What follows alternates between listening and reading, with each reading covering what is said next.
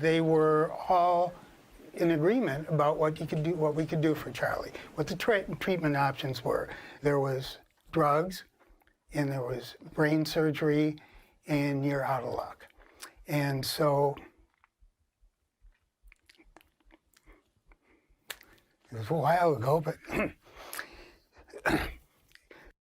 so Charlie was born March 11th, 1992, and he had a pretty normal first year. And then right around his first birthday, a little before his first birthday, I was actually pushing him in a swing one day, and he kind of threw his arm up in the air and twitched his head a little bit, and I didn't even think much of it.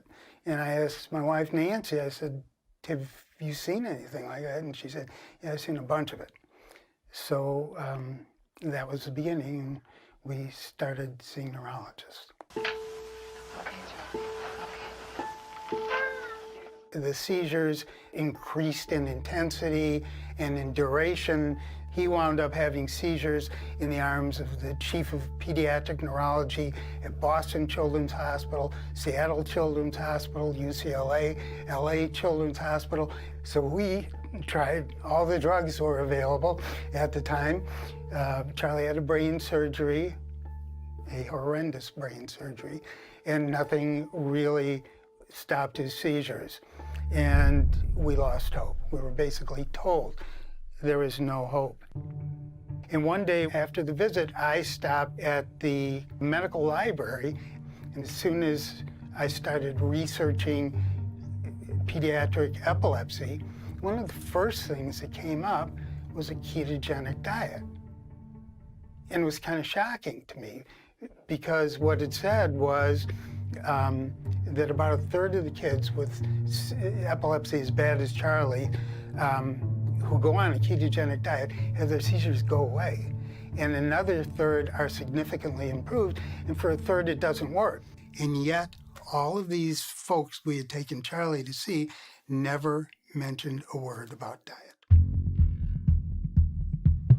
Nutrition information can be so confusing, and as advanced as we are medically and scientifically, the question remains, what food should we eat to achieve good health?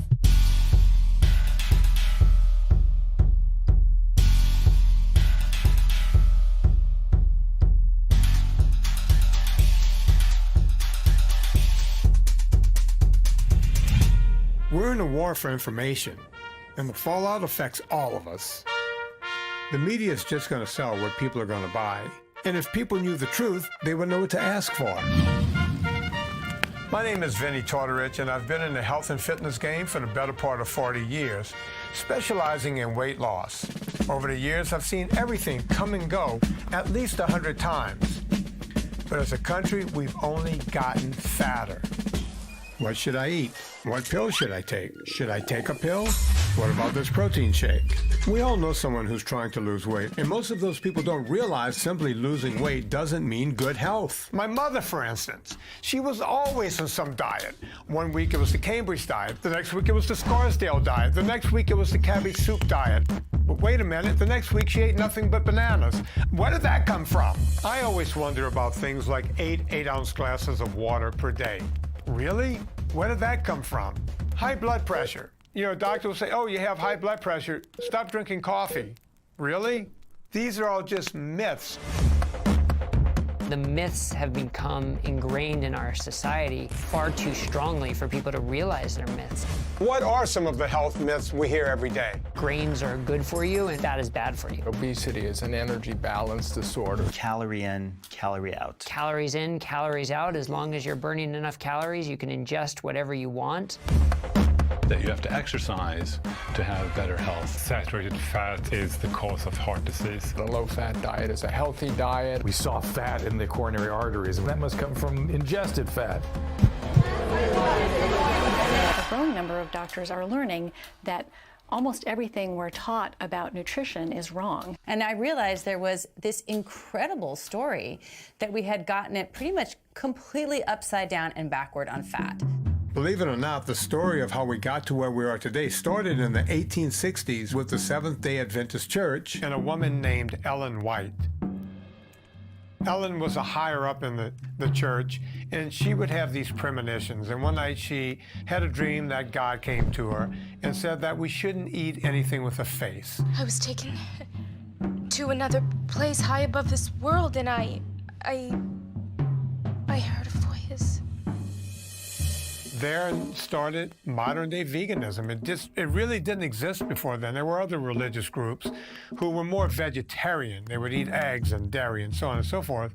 As a matter of fact, God also told her that coffee and tea were bad, which made no sense because both of those are vegetation. Not long after in our history, there was a man named Wilhelmer Stephenson. He also believed to a certain extent that a vegetable-heavy diet was mandatory for good health. He was an explorer who ended up living with Inuits in Canada in 1906. And in that time and place, he was forced to adopt a new diet due to the lack of options. He made a discovery that will change the way you look at food. Now, this raises the whole question of food, then. You yourself must have longed for a green vegetable once in a while. Well, I did at first. At first, his preconceived notion is, I'm going to die. There is nothing green here. There is no vegetation. They simply eat fish and drink water. It was unlike anything that he'd experienced, right? Completely unlike the Western diet.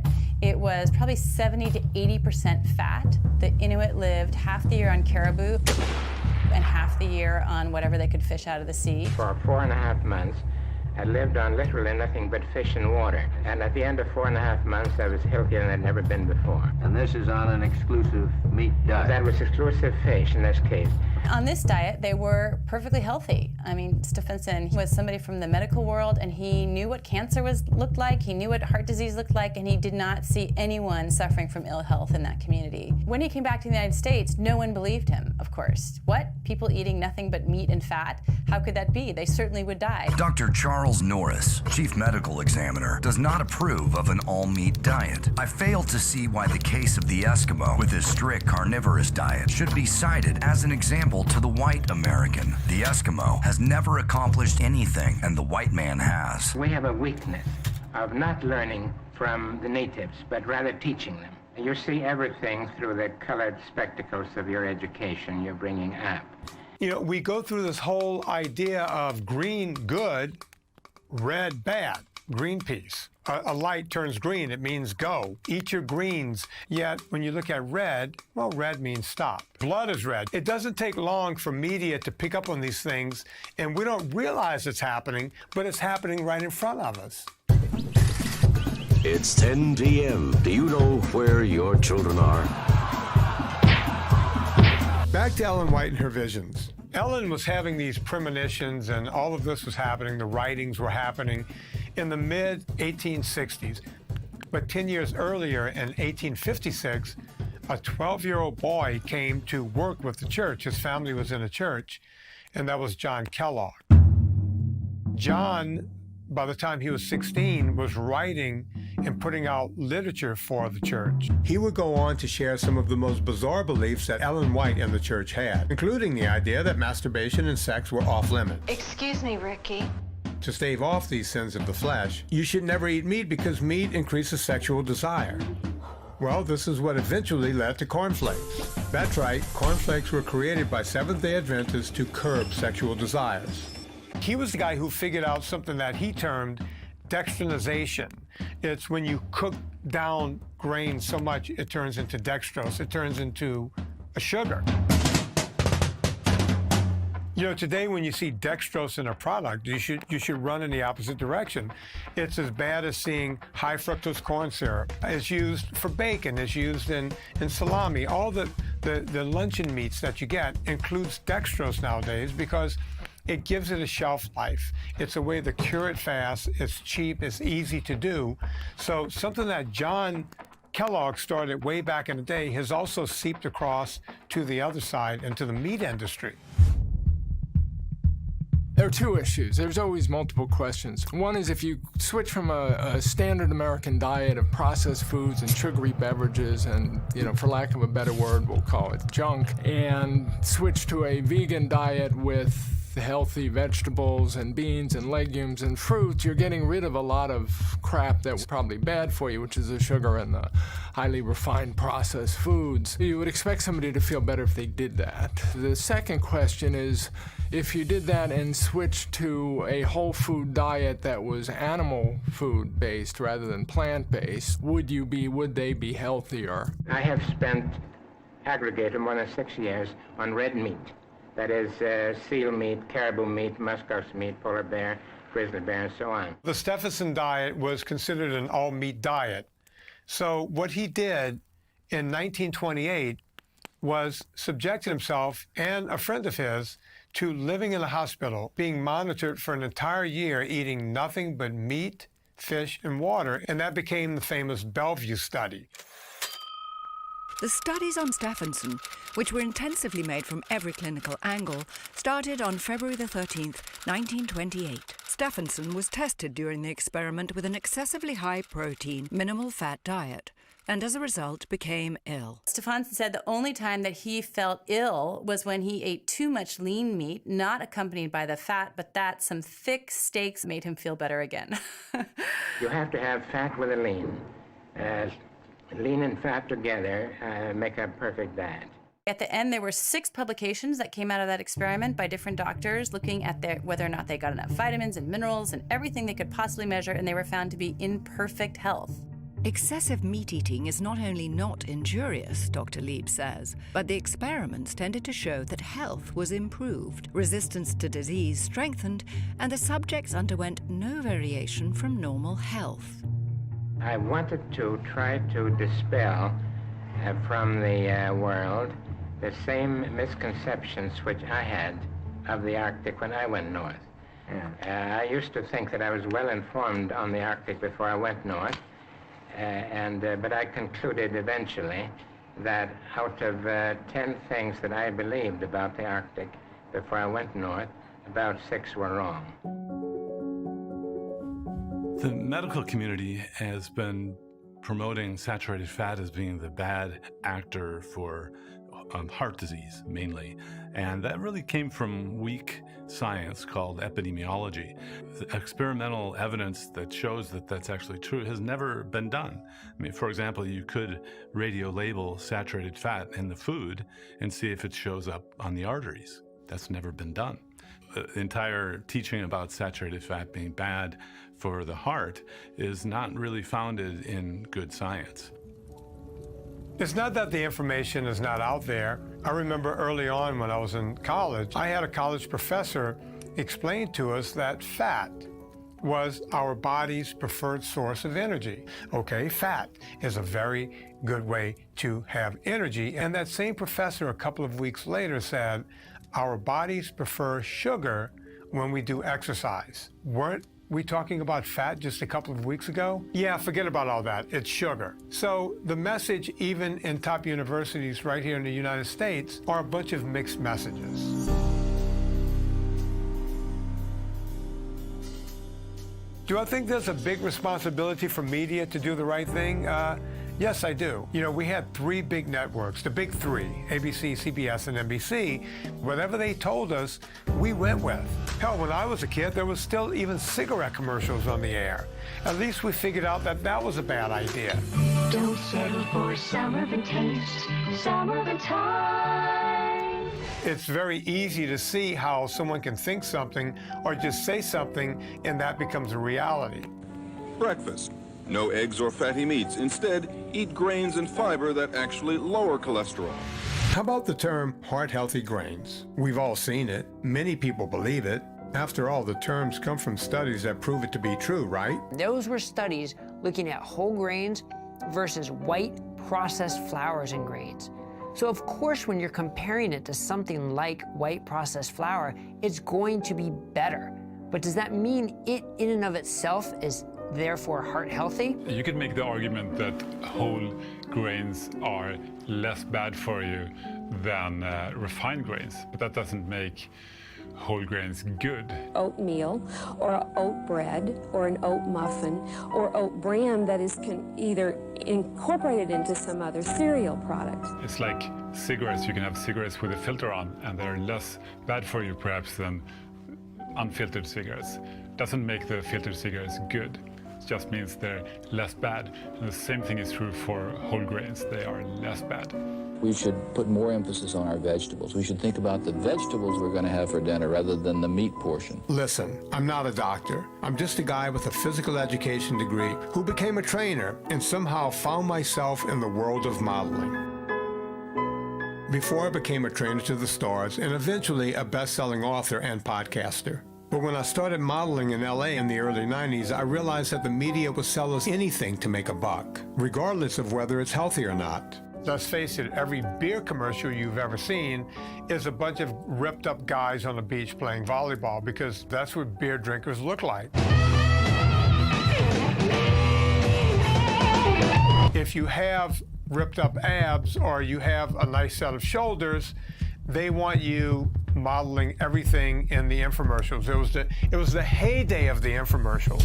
If we think fat, then we are. Fad diets, powders, pills, still my weight's been up and down like a yo-yo until the AIDS plan taught me how to take off weight and help keep it off. Just 20 minutes a day will turn your body into a calorie-burning furnace. We were coming into this age of, hey, if you just do what I tell you, you can look like this guy or this woman in just a few weeks. Dexatrin did it. I lost weight and feel great. Nobody wanted the truth. They just wanted a lie that they could get everyone to believe. Now you can lose weight without diets. No, this product really doesn't work. Without pills. No, that product really doesn't work. Without exercise. Well, what does work? Now you can lose weight just by watching television. So I learned very quickly, be careful as to what you advertise.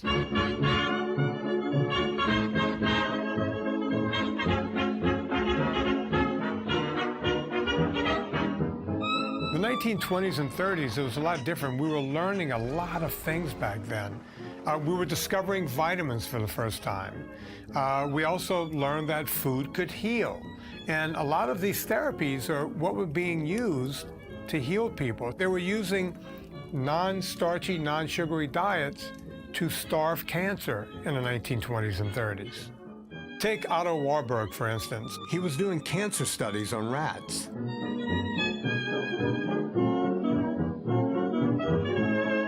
He thought that the outcome would be that oxygen was what was fueling cancer cells to grow.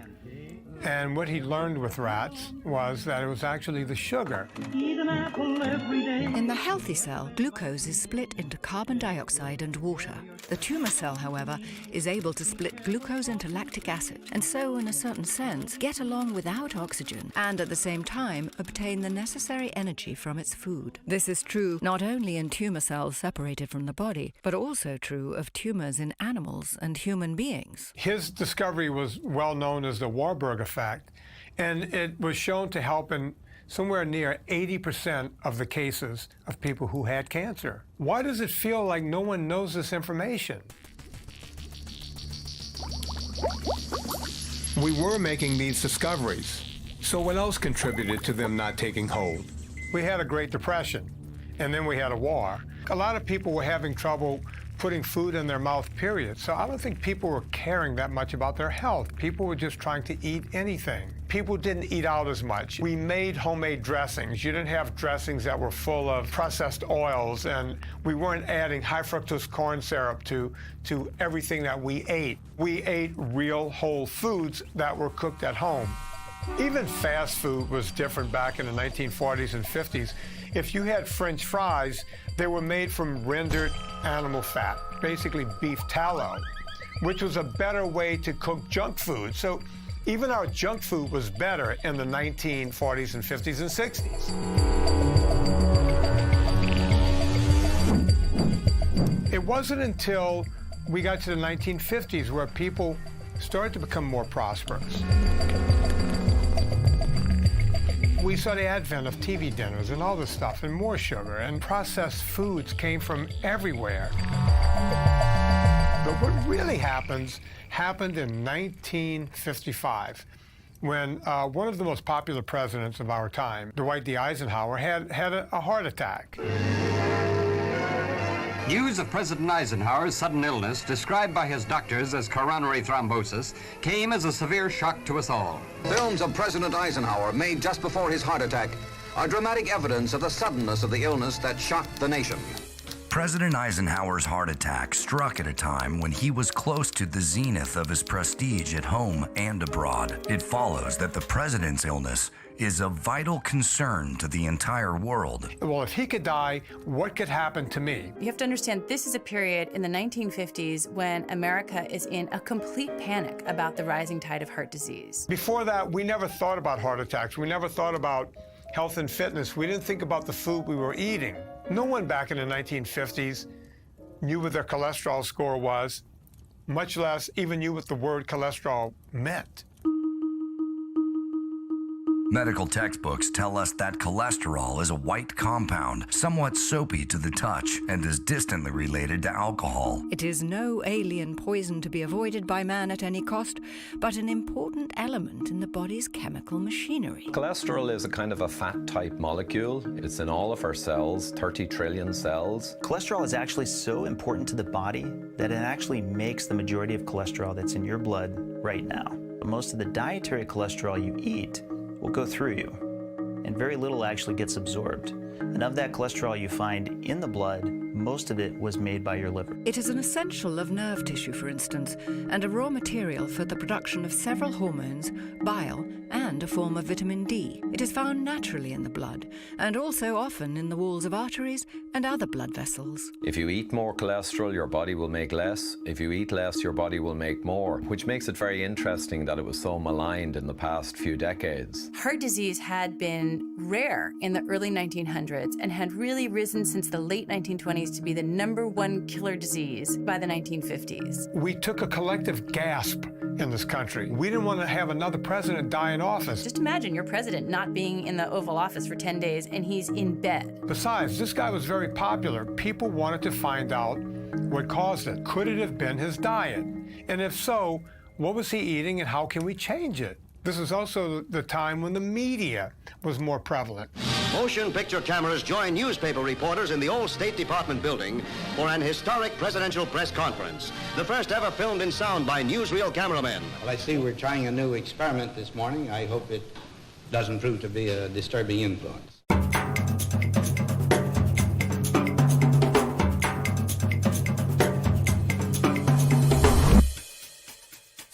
The power of media. You can't really tell that story without telling the story of Oprah Winfrey. It was 1993, and by happenstance, I was put up for an appearance on Oprah. They needed someone the next day. They were looking for younger men who were dating older women. And since my girlfriend was 7 years older at the time, I was invited on. I wasn't into it. I had no idea what really happened on Oprah. But I was told, no, you have to do it. It'll be great for your career. So they fly me to Chicago, and I get to the green room.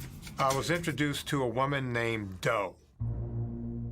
The theme of the show was younger men who were dating older women. Older women having the courage to live their dreams and fulfill their fantasies and live their lives exactly the way they wanted to, including dating younger men. Doe said that I would have to pretend that I was dating her. And I said, what are you talking about? My guests today, they're all members of a provocative new kind of dating service. I told her that I would not go on stage and lie. I would go on stage and sit next to Doe, but I would not say that we dated. I quickly realized that I'd been bamboozled because Doe introduced me as her boyfriend. I'd like you to meet Vinnie Tortorich. He's a Beverly Hills fitness expert. He's hot, sweet, he loves women, and he's emotionally accessible. Get out of here. I couldn't believe what was happening. And at that moment, I said to myself, I'm going to turn this into not the Oprah show, but the Vinnie show. Number one, women don't even hit their sexual prime until they hit 40. They don't even know what's going on until they're 40. I've been dating older women. Gee, I'm only 39.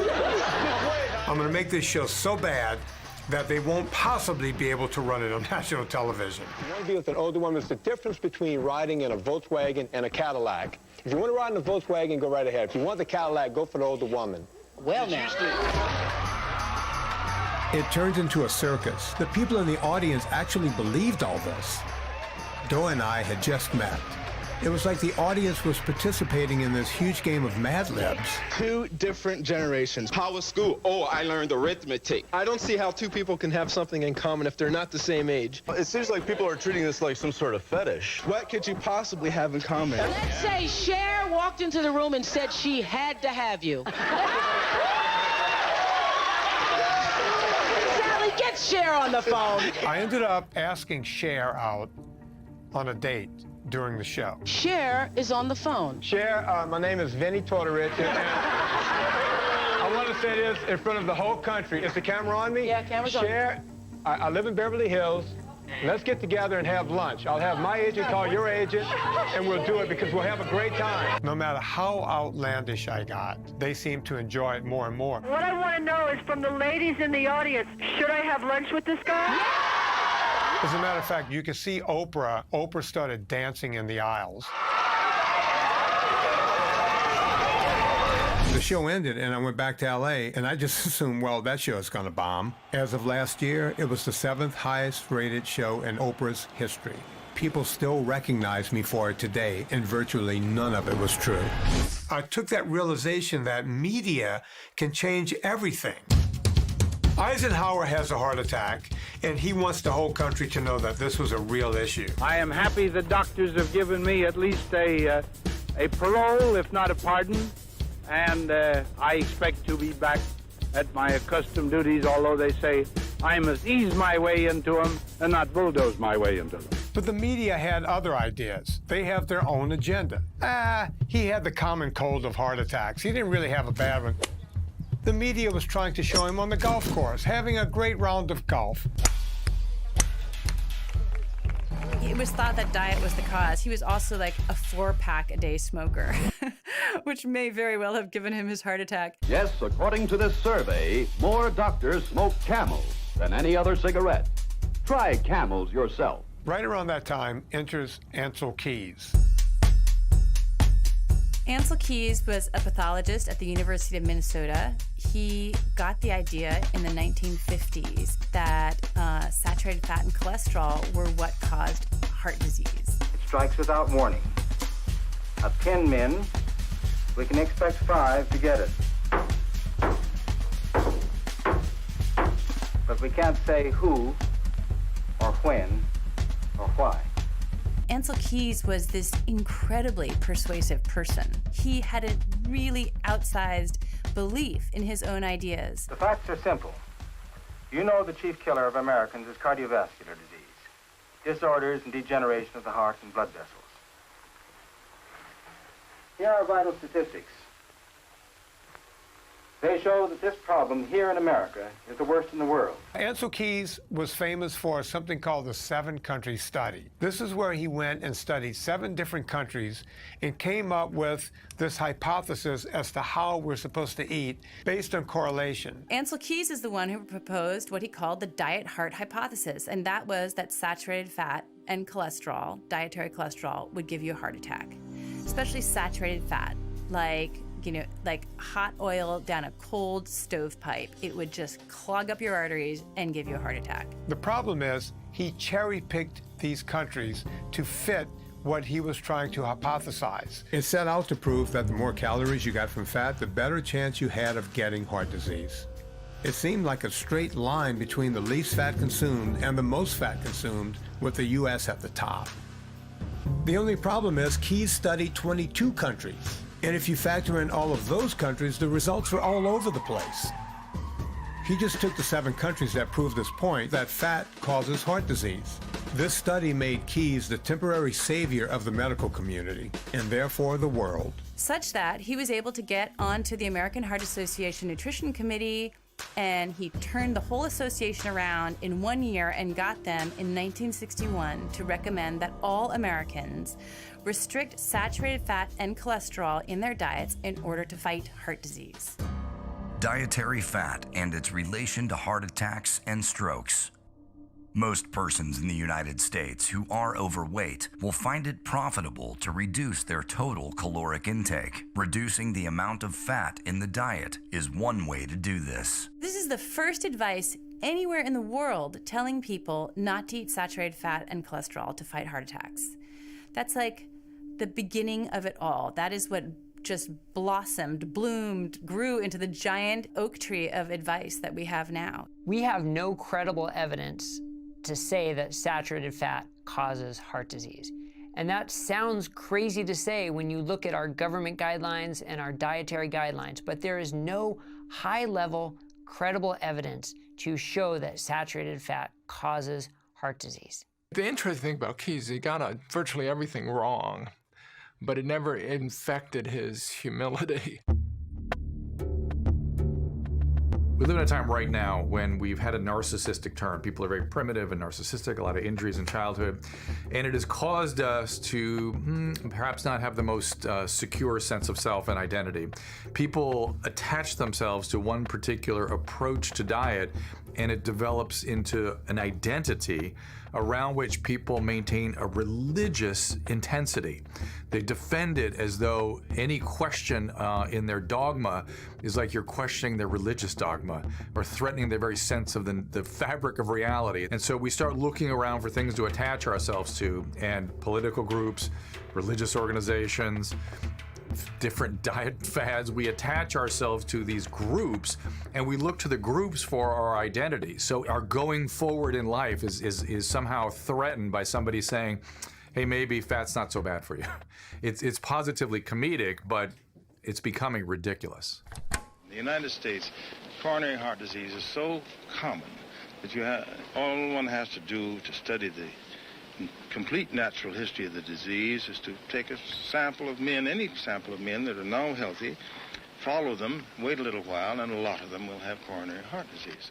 Well, it wasn't very long before it appeared that there was some connection between coronary heart disease and cholesterol in the blood. No question, we hear over and over and over again that cholesterol equals mortality. We've seen it in the commercials. Fleischmann's margarine. It's the only leading margarine made from 100% corn oil. It has no cholesterol. We've heard about it from our doctor. Over time, they build up on the walls of veins and arteries, helping to clog them, restricting blood flow.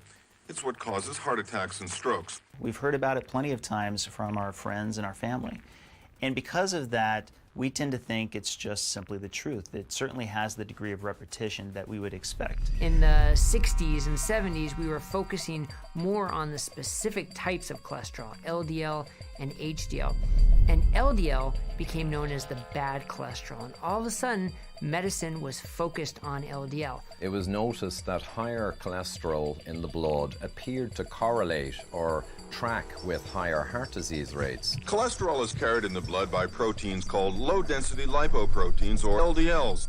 The more cholesterol we eat, the more the number of LDLs, and that's dangerous. So essentially the idea was developed that the higher cholesterol was getting into your arteries and was causing arterial disease. Because the higher that lipoprotein level goes, the greater the risk of heart disease. There are some studies that show a correlation. Does that mean causation? And this is a very important differentiation that is too infrequently made. Because something is correlated doesn't mean it is the cause.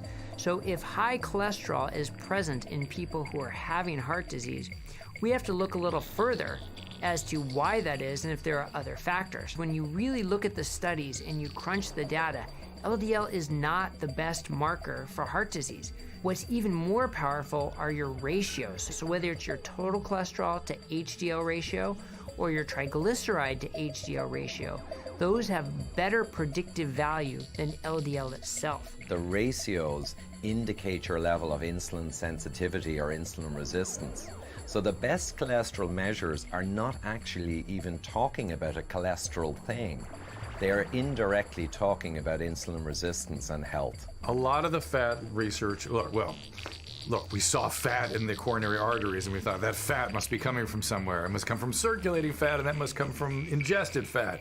It was a very simplistic kind of idea. The contrary opinion, the alternative hypotheses, which has been around for couple hundred years is that we get fat because we eat carbohydrates like pasta, potatoes, bread. They used to be called simple carbohydrates.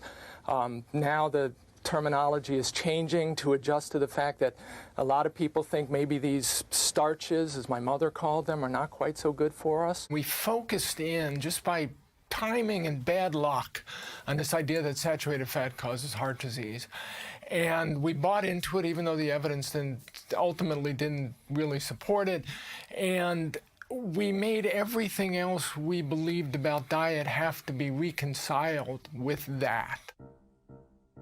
Dr. Key's singling out of excessive consumption of fats as a major factor in coronary disease is by no means accepted by all investigators. In front of us, day by day, are increasingly more and more very tempting foods. In the mid-1960s, John Yudkin comes on the scene. He's a British scientist. He thinks sugar's the problem. When people have heart disease, they don't just have elevated cholesterol. In fact, they often don't have elevated cholesterol. They have a whole cluster of metabolic abnormalities. 10, 15, 20 things you could measure. And Yudkin was saying, if I feed animals sugar or I feed college students that I'm using in my experiments sugar, I could cause pretty much all of these things just by giving them a lot of sugar. See, up to, say, 200 or 300 years ago, the average consumption of sugar in this country was about 4 pounds a year. And that's splendid. I'd be very happy if everybody had 4 pounds of sugar a year.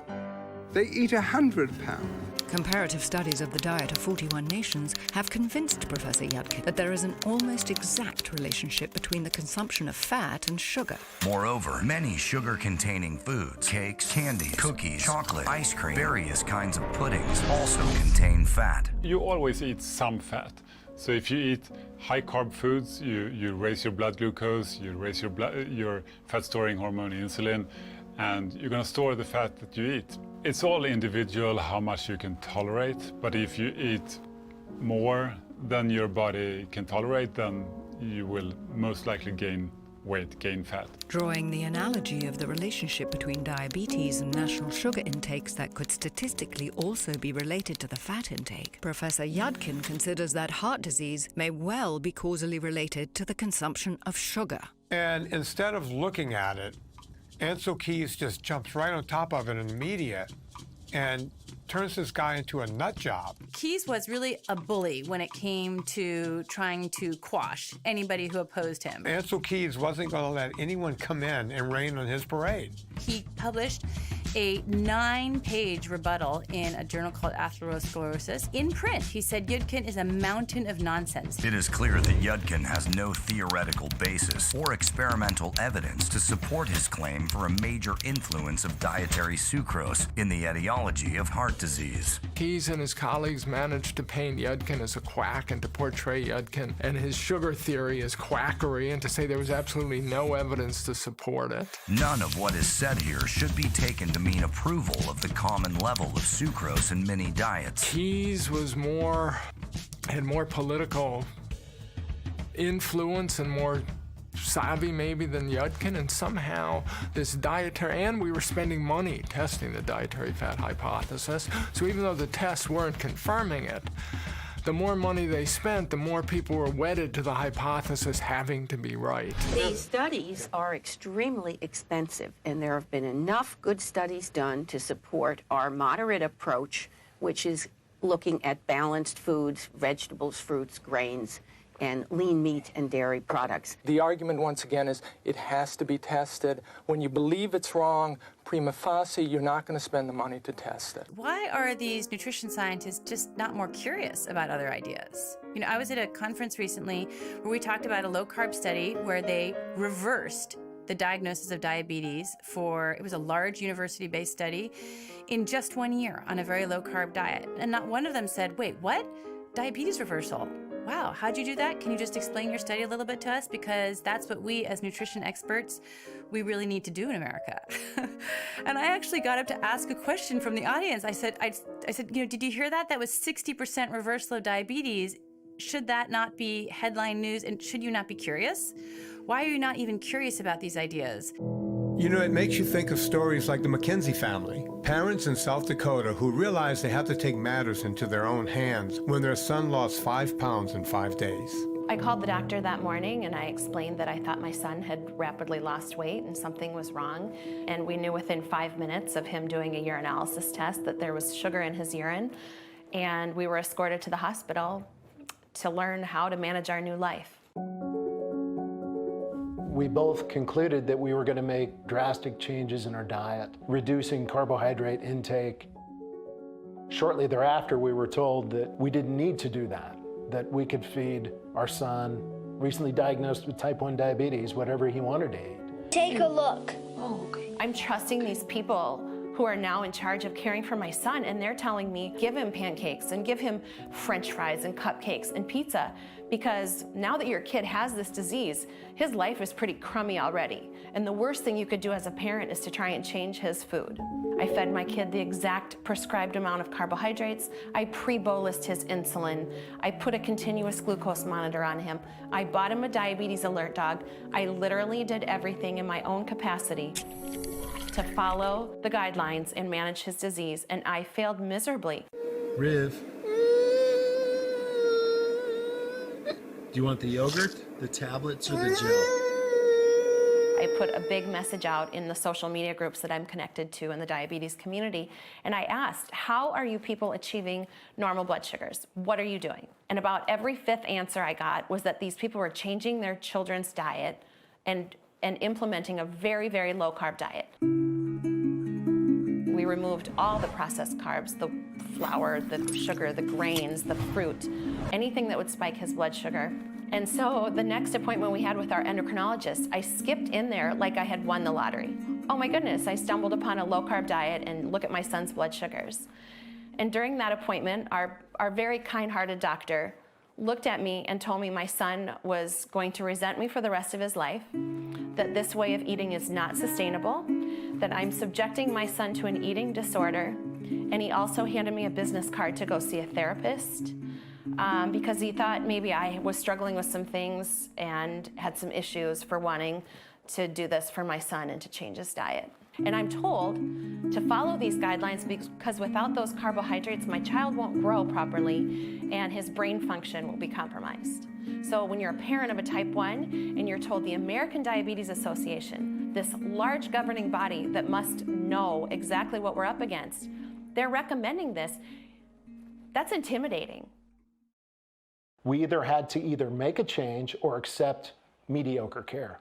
I'm an orthopedic surgeon. It seems now as if it's the patients that are trying to make the medical community aware of what they already know, of what the patients know, because they have tried to follow the rules as given to them and they failed. When somebody comes to me with a belief that they tell me, I believe your son is going to do better if you feed them more carbohydrates, I know they're wrong.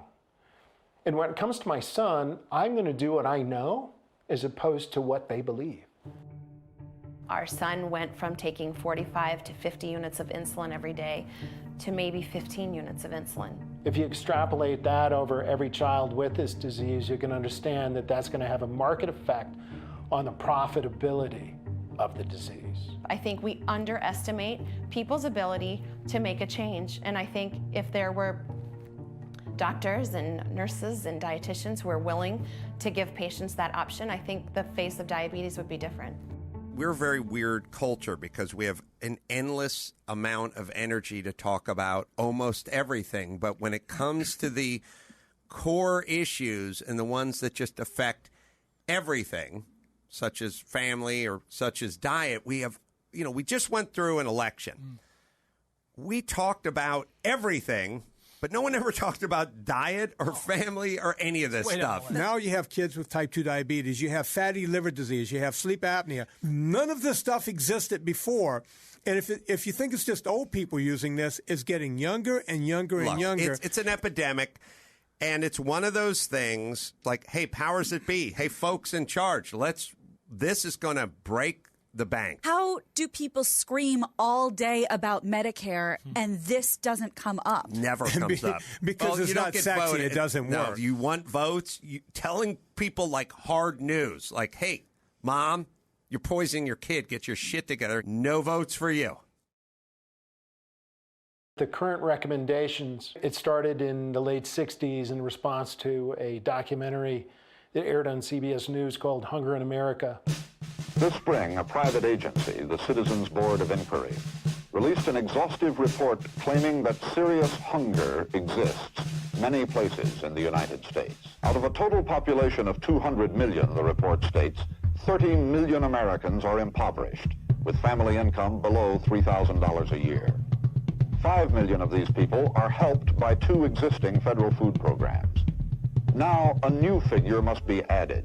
Of the 30 million who are impoverished, 10 million Americans, whether or not they are reached by federal aid, are hungry. The federal food program might be better administered by the Department of Health, Education, and Welfare, or by a special commission whose only concern would be to see that hungry Americans are fed. This leads right to 1968 in the McGovern Committee. Public calls to address the issue of hunger had been building ever since Robert F. Kennedy had toured the devastated slums of Mississippi. It's obviously as great a poverty as we've had, and they're going to lead a very difficult, unhappy life through the rest of their existence. But it was George McGovern, the senator from South Dakota, who would head a committee that started in 1968. Privy to the poverty that the nation was now aware of, the former director of Food for Peace in JFK's administration was intent on bringing change that would eventually affect all of us. It's always bothered me to see hungry people in the world.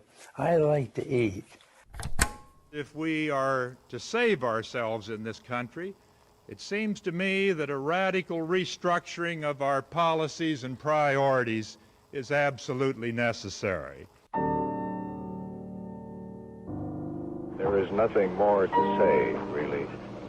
Senator Kennedy died at 1:44 this evening. We've got to draw the line at violence, so I have mixed emotions. I'm supporting the president as he tries to bring this war to a close. It was quite sad, really, to break up with the Beatles, because to see it just fall apart was sad. We have a mystery story out of Washington. 5 people have been arrested and charged with breaking into the headquarters of the Democratic National Committee in the middle of the night. When you think of 1972, 1973, we're still in Vietnam. It's not a popular war. Then 1972 comes around and we have Watergate. People have got to know whether or not their president's a crook. Well, I'm not a crook. People were just in a haze about diet. No one was really paying attention to this McGovern Committee. You know, we had bigger problems. This complacency at the time is what allowed these health myths to seep in. As you know, I represent all sorts of delicious things. Greasy bacon, potato chips, French fried potatoes, fatty meat, and gobs of butter on everything. Now, as you know, us fat separately are just little guys. But put us all together, and what do you have? You have millions of calories, that's what. I have to store those calories as fat, and I can't take it anymore. I'm getting bigger and bigger and bigger. And the bigger he gets, the harder his heart cells have to work. Mr. Fat, you're a real killer. You know, I don't know the answer, but why is it whenever a new study comes out, it's always talking about how food is going to kill you? I think that's a major misdirection to what we should be focused on. Food should be used to prevent illness, not to just help reverse it once it's too late. One of the areas we haven't talked about until recently is how food can affect your brain health. I became interested in mental health and the connection between mental health and diet after I had developed a lot of my own health problems and had changed my diet and discovered that diet had a lot more to do with health and mental health than I had ever been taught that it had. In my early 40s, about 10 years ago, I developed a number of mysterious symptoms that I think a lot of people, especially middle-aged women, will identify with. So things like chronic pain, fibromyalgia, IBS, chronic fatigue, migraines, lots of different symptoms that all of my very smart Harvard-affiliated doctors couldn't help me with. After about 6 months of trial and error, I arrived at this diet that was completely upside down from what I had been taught was good for me. It was basically a mostly meat diet, high in meat and fat and cholesterol. And when I arrived at that diet, all of the symptoms that I'd been struggling with completely went away. And I thought, you know, this diet actually is also improving my mental health, and I'm a psychiatrist. The most powerful way to change your brain chemistry would be through food, because that's where brain chemicals come from in the first place. If you're getting most of your sugar and most of your glucose from the outside of the body, you run the risk of getting spikes, peaks and troughs in your blood sugar and insulin level, and those can destabilize brain chemistry. So those can create mood swings, insomnia, irritability, changes in appetite throughout the course of the day. When you eat a ketogenic diet, you're using fat primarily for energy, and the brain is using, to a large extent, ketones instead of glucose. Today, if you're anywhere near Google, you will learn that this is known as dietary ketosis. Most healthcare professionals are familiar with ketoacidosis, and that's a state where the body is out of control. Diabetes is out of control. Blood glucose is through the roof. Insulin is not able to keep up with this glucose derangement, and so that's a life-threatening state when you're type 2 diabetic out of control. Nutritional ketosis is quite a different scenario. Blood sugars are absolutely under control. The patient is healthy in every single way. Electrolytes, insulin, glucose, perfectly controlled. We have now trained the body to switch over from burning carbohydrate as the primary fuel. Now the individual becomes fat adapted, and they use fat as the primary source of energy, and that's really the difference between a very unhealthy and a very healthy state. We had a scientific question in the 1960s where the researchers asked the wrong question, but there were questions we needed answered. We know that the way you gain weight is you take in more calories than you burn. And those calories can be fat or they can be carbohydrate. And so they get this hypothesis, which sounds reasonable, that fat people get fat because they accumulate a little bit of extra calories every day. And we could get back to this by not asking how much extra calories. They don't have to really confront the problems with the hypothesis. And that becomes a theory ever since. The history of science, once again, is full of commonsensical facts that turned out to be dead wrong when we did the science. You're certain, you use words like "it proves." When you look at the data, it either isn't there or we just didn't do the experiment. Speaking of experiments, here's a timeline of events that happened with the McGovern Committee. After a year of fighting for funding, the committee operations began in 1969. There were Democrats and Republicans, including future presidential candidates George McGovern, Walter Mondale, and Bob Dole. The initial goals of the committee centered around hunger and malnutrition, and this led to the legislation in 1970 with principles of free food stamps and nationwide standards for eligibility. It was in 1971 that the committee expanded to focus on eating habits in poor neighborhoods. But in 1972, this extremely pressing issue was put on hold so that McGovern can run for president. When he lost 49 states to Richard Nixon, who would eventually resign and be replaced by this guy, it was back to fixing America's health. In 1973, the Senate Select Committee on Nutrition and Human Needs began to hold hearings on the American diet and heard dozens of eminent doctors and scientists linking cholesterol to heart disease. Unfortunately, dietary guidelines were based on the singular focus to lower cholesterol. While we're treating heart disease by supposedly lowering bad cholesterol, we're going to help people lose weight. If you tell a public of 215 million people what they're eating is going to kill them, they're going to probably listen. And the unintended consequence is that someone is going to step in and take advantage of these people when it doesn't work, right? Coincidentally, drug companies were spending millions of dollars developing drugs to target LDL. In the 80s and 90s, a class of drugs was invented called the statins, and these drugs did lower the cholesterol very effectively, and they also were shown to lower heart disease rates. But the question that's probably more interesting to me, that I think should be more interesting to you, is does it help you live longer? It might reduce heart attacks by 20 or 30% at best, and it doesn't really reduce mortality much. We like simple answers that we have treatments for, but that's not where the best evaluation and treatment for heart disease is. It's absolutely amazing to me the trajectory of statins and low-fat diets with everything we have today stemmed from a committee that was focused on poverty and people who weren't getting enough to eat. And somehow cholesterol got into the mix thanks to Ancel Keys. And in a complete U-turn, in 1974, they expanded the committee to focus on overnutrition. The very recommendations made led to people eating way too much of the wrong kind of food. So now we have just the opposite problem. We don't have a hunger problem, we have an obesity epidemic.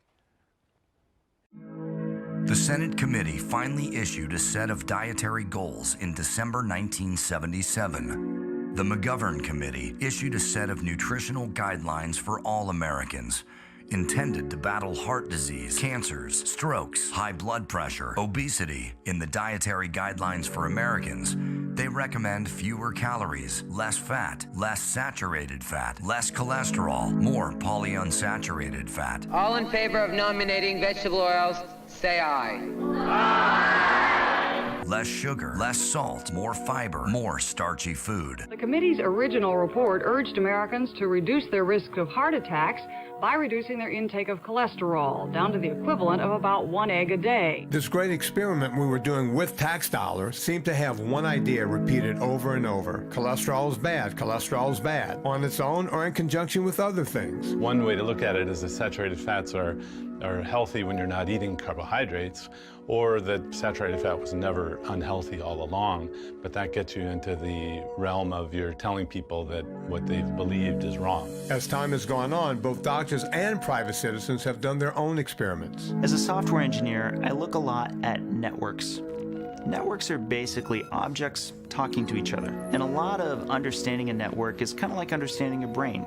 No one cell in the brain controls your whole body. That actually cholesterol was part of a larger network of objects and how it is that they can move about to provide us what we need. Another thing we don't talk about is how complicated the human body is. For the government to even recommend what you should be eating in the first place is one thing, but for them to do it in such a simplistic way is another. You know, there were certain scientists that had some hypotheses, and they said, well, some of the stuff we're looking at is leaning towards red meat might be bad for your heart. The commission would say, well, what do you think? Doctors took issue with that at the hearing, saying that 8 studies involving 5,000 patients failed to show hard medical evidence that diet has anything to do with heart attacks. I have pleaded in my report and will plead again orally here for more research on the problem before we make announcements to the American public. Yes, before you make announcements to the public, you should have data that proves what you're saying. Maybe like Dave Feldman did. My story is a bit interesting. I found that I could move my cholesterol up and down with the dietary fat that I ate. So the more fat I ate, the lower my LDL-C. The less fat I ate, the higher my LDL-C. On a 3-day diet of over 5,000 calories and 450 grams of fat, he lowered every marker of cholesterol. I eventually got a number of other people to replicate this. The success rate is somewhere around 85% of those people went on a low-carb, high-fat diet, fatty cheeses, fatty meats, fatty nuts. And in doing so, even though their calories increased substantially, even though their saturated fat just jumped through the roof, their LDL-C and their total cholesterol plummeted. It's very unintuitive, but sure enough, the more fat they would eat, the lower their LDL-C. Dave Feldman is not a doctor at all. This guy took all of the science that was available and figured it out. Yet members of a publicly funded committee took 10 years to find nothing. And when they were pressured to change recommendations with no science to back it up, they ran around in circles for a while and came out with the same report, but this time they said, oh, you can have some meat and some salt. I would only argue that senators don't have the luxury that a research scientist does of waiting until every last shred of evidence is in. So there you have it, the national advice that everything you see today is based on. That report was then taken over to become official government policy. So it went over to the U.S. Department of Agriculture, and by 1980, they came out with the policy, which was the Dietary Guidelines for All Americans. I think it's audacious that the government, based on very weak evidence, should tell Americans what to eat, a healthy population at the time. How do you tell some guy from the Midwest who's been living on beef his entire life to start eating vegetables? Especially at that time, you couldn't get them year-round. You couldn't get fruit year-round. It wasn't like it is today where we refrigerate and ship fruits and vegetables around the world. You're telling people from different parts of the United States what to do, how to do it, and everyone's just throwing their hands up going, I'm going to do the best I can. Do I think the government was complicit in causing this problem? Yes. Do I think they meant to do it? Absolutely not. I think McGovern's heart was in the right place. They just went the wrong way about it. But we went on that experiment, and the government put us on that experiment. They didn't ask us about it. They didn't ask our advice. They just told us how to eat, and they told the food industry, asked the food industry to produce low-fat food products. Industry slowly is responding to it, producing foods that are lower in salt and fat and so on, and people are beginning to get the message. Low cholesterol, no cholesterol, lowers cholesterol. Good fat, bad fat, low fat, non-fat. Milk suddenly came in, you know, bewildering number of varieties, all of them reduced in fat. And whether or not it was a result of the experiment, this coincided with the obesity, explosions in obesity and diabetes we've been seeing today. The 1980s brought in all sorts of brand new foods.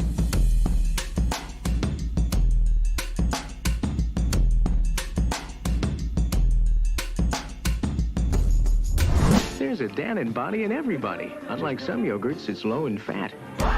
The whole thought pattern was, if you didn't eat fat, you couldn't get fat. Not having fat does not automatically make something a health food. And that's where we get into this debate about, is it just calories in, calories out? Does it not matter what we eat as long as we're burning enough calories to burn it off? And we still didn't know if eating a low-fat diet was a good thing. It was some of the smartest scientists and the president of the National Academy of Sciences in the late 1970s called this a huge experiment in which the American public were the subjects. The American has an infinite number of combination of choices with which he can constitute a healthy diet. Unfortunately, he also has an infinite number of combinations from which he can choose an unbalanced diet. Let's examine why there is so much confusion about good nutrition.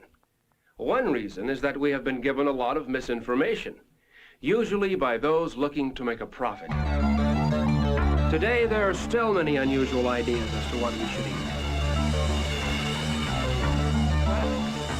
eat. People tend to believe that just because it's in print or on television, it must be true. The 80s also brought in all sorts of new fitness trends.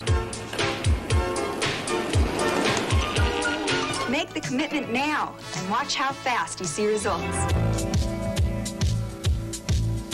Are you ready to do the workout? We couldn't get enough of fitness in the 1980s, but although we were doing all of this, we weren't getting any thinner. Our sugar consumption increases in part with the introduction of high fructose corn syrup, and that's an unintended consequence of these government actions. It's arguably the case if they had done nothing, we wouldn't have had this epidemic. We might have had it anyway, but they probably or almost assuredly made it worse.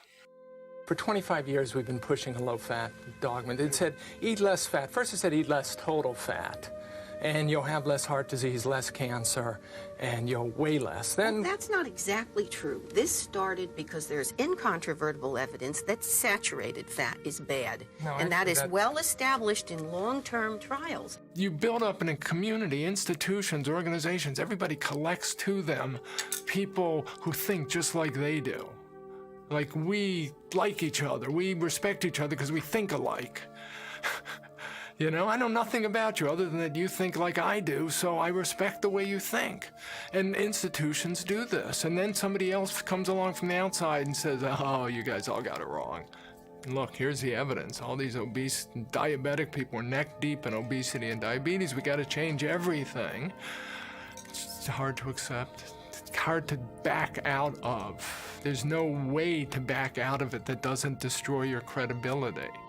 In this country, we have freedom of choice to say what we want to say. We have freedom of choice to print what we want to print.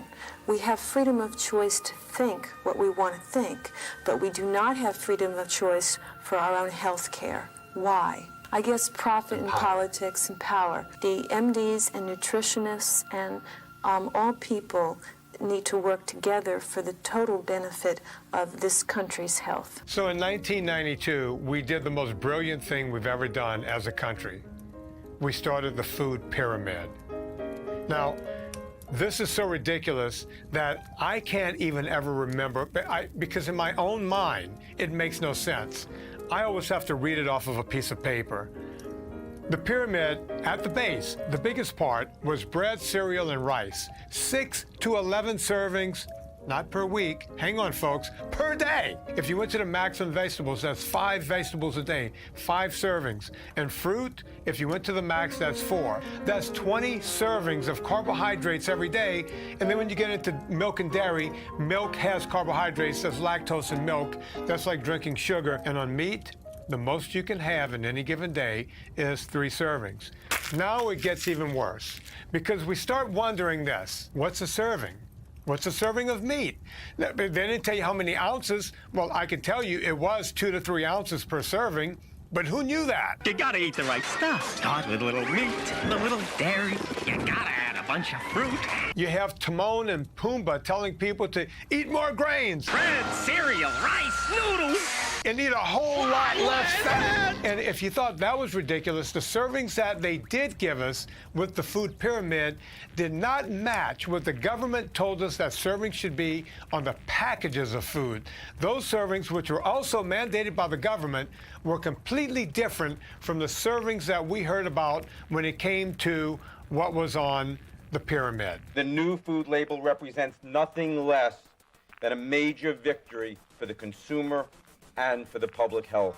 When you're given a percentage and you see that this is 50% or this is 10% of your expected daily total, then you know very quickly that this food either contributes a lot of fat or a little bit of fat, and how to plan the rest of your diet around this particular food. This food label, which will be on virtually all foods, will be a benchmark for nutrition information well into the 21st century. The government makes the manufacturers put the product ingredient list in the amount in which it appears on the package. If the number one thing in it is grains, you will see rice first. If the second thing is sugar, you will see sugar second.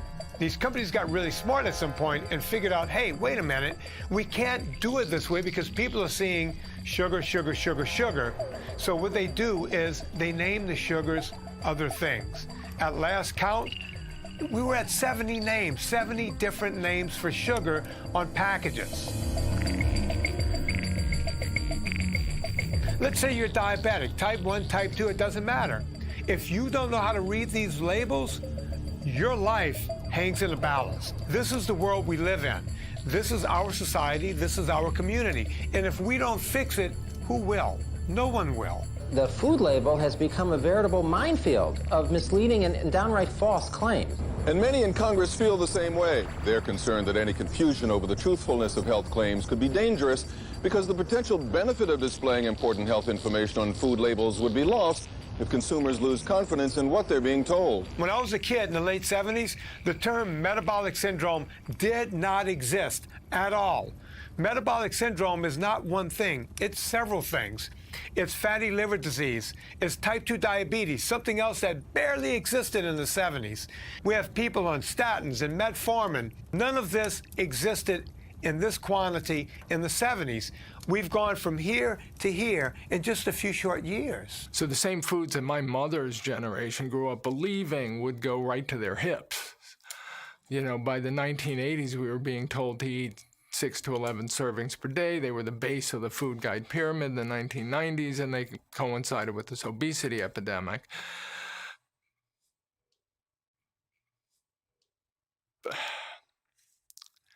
I mean, we couldn't have screwed up the science of obesity more if we had tried. We don't know what to do. Nutrition experts, the establishment, the orthodoxy just doesn't know what to do. So they continue raising money for the American Heart Association, the American Diabetes Association, but they don't have any new ideas. They keep saying, just keep applying the advice that we've given you, and somehow it'll turn out different this time. One of the things that I always say is, why not just be open to new ideas? Like, here's some other ideas coming along. Let's just consider them. Don't we have an obligation to the public to consider, at least, other ideas? You're about to meet a father who refused to give up, a man who defied the doctors and went looking for a miracle. My generation remembers Jim Abrams quite well. He did some of our favorite movies like Airplane and Hot Shots and all of these funny movies in the 70s and 80s. Well, it wasn't very funny when Jim Abrams had a 16-month-old son who was having seizure after seizure after seizure. And he was going, because he was a big producer and he had the means, he went to the top doctors in the United States. And at the time, Charlie was averaging about a dozen seizures a day. He was on 4 anti-epileptic medicines. If you have a critically ill kid, what would your choice be? Do you want to drug him? Do you want to cut his brain? Or do you want to change what he eats? And it just seems so obvious to me. This is not to blame doctors. Doctors are spread really thin, and they have to try to do the best they can. But it was Jim who figured out on his own by going to a library in the hospital and just happened to open a book to a page that showed the ketogenic diet as being the best way to deal with seizures in infants. The book claimed that experts here in Baltimore were perfecting something called the ketogenic diet, a diet consisting largely of something most doctors tell us to avoid. I called Dr. Freeman from Johns Hopkins, told him about Charlie, and he said, send his medical records. We did, and he said, well, bring Charlie out to Hopkins and we'll try the diet. And we started the diet, and in 2 days, the seizures were gone. 2 days? 2 days. Jim was angry and puzzled that none of the 6 doctors he went to for help ever mentioned the diet. What has stopped Charlie's seizures has been in existence for 70 years. It's been sitting there. It was waiting for him. You had some knowledge that this diet was probably working back at Johns Hopkins, and yet you dissuaded the Abrams from attempting it. How come? Well, because I don't think we had exhausted all of the medical approaches yet. There were actually still other medications that we hadn't tried yet. Dr. Freeman tells us that 50 to 70% of the patients that come through his doors and get put on the diet have success. Can you think of any drugs in these hard cases that have 50 to 70% success rates? Probably not anything that comes up to that level. In another month, Dr. Freeman weaned him off all 4 anti-epileptic medicines, and Charlie went from a prognosis of a lifetime of seizures and what they call progressive retardation to we got our son back, and his smile is back, and he was happy again, and our family could go on with life. This is Charlie Abrams and his mom, Nancy. I've known him since birth. I've watched his delightful personality emerge through a normal first year. I witnessed his debilitating battle with seizures and medicines. I rejoiced with his family when the ketogenic diet stopped his epilepsy. And now I derive strength and joy like so many of his other friends as we watch him begin to develop again. It's too early to tell whether the 9 months of pummeling from seizures and medicines did any permanent damage to Charlie's brain. If he has anything to say in the matter, I know they won't. However, it's not too early to tell that had Charlie's parents been informed about the existence of the ketogenic diet when he first got sick, and about the success they've had with it at Johns Hopkins, a vast majority of Charlie's seizures would not have occurred, and most of his $100,000 worth of medical, surgical, and drug treatment would not have been necessary. Even today, 1.5 out of every 10,000 people with epilepsy who would benefit from a ketogenic diet are using it today. Doctors are not taught diet therapy or even nutrition in medical school. They just simply aren't. Try an informal survey on your own.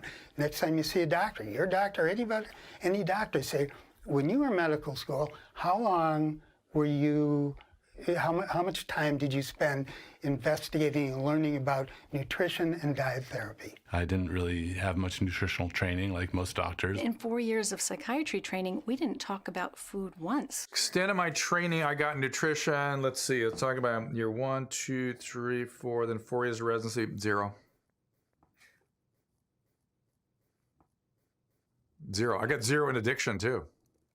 0 in nutrition, 0 in addiction. We were so damn busy taking care of illness, and trying to push that back and save life that trying to prevent illness was not really on our radar. I feel anger. I'm pissed off. And again, I think that the reasons that the diet hasn't become more popular has nothing to do with efficacy at all. It has to do with revenue sources that are more lucrative. The ketogenic diet isn't that expensive. The problem is it doesn't generate revenue for the medical world. There are powerful forces at work in our medical system that have nothing to do with good health. My patients have been getting fatter and sicker over the last few decades, and in particular, we're starting to see diabetes out of control, and that changes everything.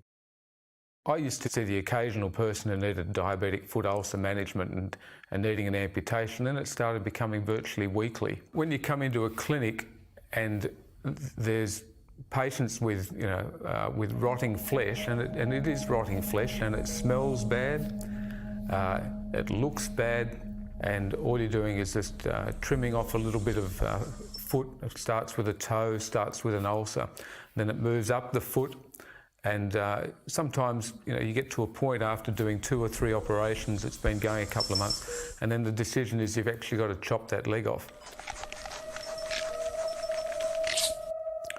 There's something which really upsets me, and that's when you actually amputate someone's limb, there's a sound of actually dropping that leg into a bucket.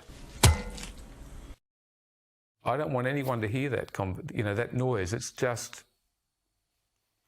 it's just sickening. I started talking to my patients about reducing sugar, and the benefits were immediate. Not only would the people's fatty liver disease get better, not only would all of their blood numbers get better, but in fact, he would not have to end up chopping off a foot or a leg. I then went to the hospital dietitians and said, hang on, this is really exciting, this stuff about sugar. Started talking about it to the staff, and then I started implementing a sugar reduction for my patients, only to find out that I was starting to tread on some big toes. The dietitians then started kicking up a stink about that, involving their parent organisation, the Dietitians Association of Australia, who started becoming involved in pressuring the hospital into silencing me. We received evidence in Sydney from a medical practitioner in Tasmania, Dr. Gary Fettke. He gave the evidence to the committee in the morning of our hearing in Sydney.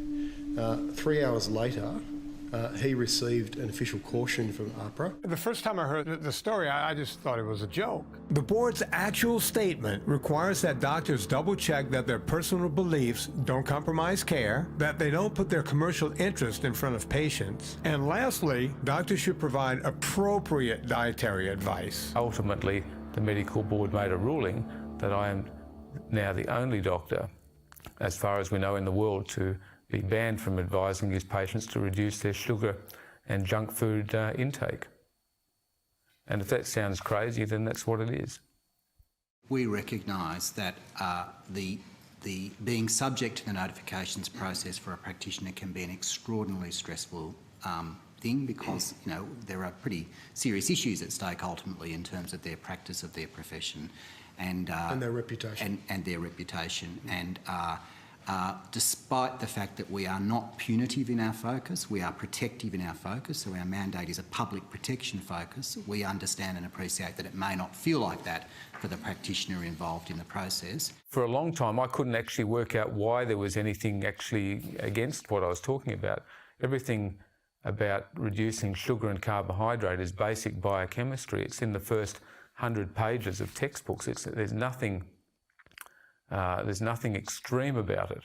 Once you see the results of reducing sugar and carbs, particularly in diabetes, you can't unsee them. At this point, I think there is active suppression of this science, and this has been going on since the 60s. One of the things that I found in my research, the biggest ever test of Ansel Keys' hypothesis was something called the Minnesota Coronary Survey. It was on more than 9,000 men and women in 5 Minnesota mental hospitals, which was a really well-controlled study because somebody in a hospital, you can control everything they're eating. They gave half the people what was considered the normal amount of saturated fat, regular milk, regular meat, cheese, butter, etc. The other half, they gave 9% saturated fat, so soy-filled milk, soy-filled cheese, soy-filled burgers. They found that the people on the vegetable oil, soy-filled diets, there was no effect on cardiovascular mortality or total mortality. That study was not published for 16 years. One of the principal investigators, Ivan France, was asked by a journalist, "Why did you not publish the study?" He said, "Well, there was really nothing wrong with it. We were just so disappointed in the way it came out." Well, that's like, that's basically scientific fraud, not publishing your results. I've started to ask the question, what got in the way? What's withholding the message? Well, there is a pharmaceutical and medical device industry that makes billions selling their products to doctors who have no interest in diet therapy. There is a sugar industry that adds sugar to all of our processed foods that has no interest in promoting a sugar-free diet. There is a cardiology community led by the American Heart Association that has been spreading misinformation about a high-fat diet based on flawed science for over 70 years. Those diets have been used in children for many years who have epilepsy, and those children show definite cognitive dysfunction. Also, those diets contain Which means they so don't much. think as clearly. That's Those right. children are also children who have as many, they're intransigent childhood epilepsy. They have as many as 400 seizures a month. They're untreatable by drugs. They go on the diets, and the diets, I think it cures 33% of them, cures them. These are epilepsy, and then they aren't able to think. Today, Charlie is a elementary school teacher at a certificate in early childhood education. He boxes, he plays piano, and we are beyond grateful every day for his outcome. I'm not sure what would have become of me if my family hadn't found the ketogenic diet, but I doubt that today I would be an A student in high school with lots of friends. I doubt I would have been playing piano for the last 8 years, and I doubt I could hit an 8-iron 160 yards. And they just couldn't accept that they were dealing with these intractable conditions. And not just pediatric epilepsy, but obesity is an intractable condition. Diabetes, type 2 diabetes is an intractable condition. Type 1 is, and here you have this diet that appears to put these conditions into remission. The establishment here, represented by our friends, is a little too dogmatic and that we may never know the truth unless we acknowledge that there is a counter theory that has never been tested, and that theory, more and more people are beginning to accept parts of the theory as being legitimate, and that it could answer a lot of problems, and it could even make it easier for Americans to lose weight. People are able to reverse diabetes. People are able to lose weight sustainably. Most, if not all, cardiovascular risk factors are improved along the way on a lower carbohydrate diet. That diet ought to be at least considered. If it turns out to be true, I'll be the first to change my mind, but show me the data. Well, here's just one study that says that long-term ketosis reduces body weight, triglycerides, LDL, and blood glucose, and shows that it's safe to use a long-term ketogenic diet. You can lose weight on a plant-based diet, you can lose weight on a ketogenic diet. But are you mortgaging your health when you do that? And the answer is yes. The ketogenic diet, when you look at the arteries of people or animals that go on a ketogenic diet, they tend to be more clogged, even though they may be losing. Imagine someone who spent his whole career getting the wrong answer. Not only getting the wrong answer, getting a wrong answer that's dangerous, that actually may have killed tens of thousands of hundreds of thousands of people, millions of people prematurely. There's no way to tell. And these outsiders come along and say, you're wrong. Not only are you wrong, you're completely wrong, or not even wrong. It's so senseless what you've been doing, and you're killing people, and you have to switch. I don't think any human being, we're just not wired to be able to say, oh yeah, that's a good point. I get it. I see what you're saying, and I'm sorry. And if you're an institution like the American Heart Association, imagine the press release you would have to write. Dear American public, we're sorry if we killed prematurely your loved ones and your parents, and maybe we're killing you. But in retrospect, we shouldn't have given the advice we did. You know, we think about corporations or our government, which is a corporation, and the first question is, do we blame them? Well, you can't hurt the government's feelings. You can't hurt corporations' feelings, because corporations and governments are not people. They're machines. They're just big, giant machines. And any person in that machine is just a cog, and there's no way to hurt anyone's feelings or to get on anyone's bad side. It's just a machine that keeps running. Decisions of a nation and of a government that at one time could tolerate 3 or 4 weeks of study now demand almost instantaneous reaction. The people of the United States recognize, one by one, thousand by thousand, million by million, that this is a problem whose solution is long overdue. Long before Lyndon Johnson came into a position of power, our leaders were recommending great advances in the field of civil rights and great advances in the field of health and things of that nature. I just happen to be the catalyst. We're living in a fast age, and all of us are rather impatient. I am proposing today a new national health strategy. It emphasizes keeping people well, not just making people well. I do envision the day when we may use the private health insurance system to offer more middle-income families high-quality health services at prices they can afford and shield them also from their catastrophic illnesses. Today I'm proposing to the Congress a national health plan. This major initiative will meet the most urgent needs in health care of the American people. Our administration will propose to Congress a comprehensive plan to cover catastrophic illnesses. I am proud to have been part of an administration that passed the first catastrophic health bill. Whatever form it takes, a catastrophic illness costs money. There are some little known but very important provisions in this new balanced budget that will take us a tremendous step forward in our fight against diabetes. These investments total more than $2 billion over the next 5 years. We must remember that the best healthcare decisions are not made by government and insurance companies, but by patients and their doctors. Because you're eating healthy and you're out there active and you're playing sports and you're out in the playground and doing all those things, not only are you going to have a better life, but you're also helping to create a stronger, healthier America. And that saves us money. It means people are not sick as much. It means that our health care costs go down. When you roll up at a McDonald's, what does Donald Trump order? Fish delight sometimes, right? The Big Macs are great, the quarter pounder with cheese. I mean, it's great stuff. Do people at the windows be like, what? I think all of those places, Burger King, McDonald's, I can live with them. I had the other night, I had Kentucky Fried Chicken, not the worst thing in the world. If you think it's up to government, you're wrong. If you think it's up to industry, you're wrong. It's up to you. And if you're going to make a change, if you're watching this, change right now, tonight. Don't wait until tomorrow. If it's a Friday night, don't say Monday you're going to start. Start now. There's no time better than right now to get your life in order.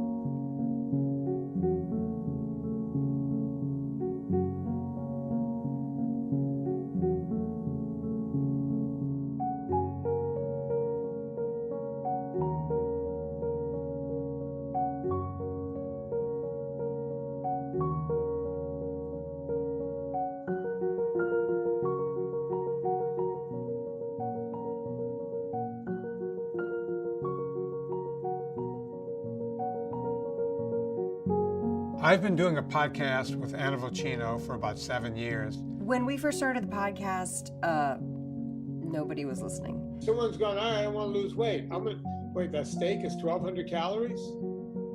This bowl of pasta is 500 calories less? And as a woman, you're told don't eat more than 1,200 calories a day if you want to lose weight. So you think, oh, I can have that steak because that's my whole day. We started attracting the attention of people in the low-carb community, doctors, authors, like Gary Taubes, Nita Teicholz. It's important for us to have the experts on because we're like, see what that guy said. Anna also, turns out, is a great cook. As a person who works with food a lot, I get asked many questions about fake sweeteners or fake this or fake that, and I personally think it's going to have to go in an even more natural direction where we just have this return to just eating food in its most natural state.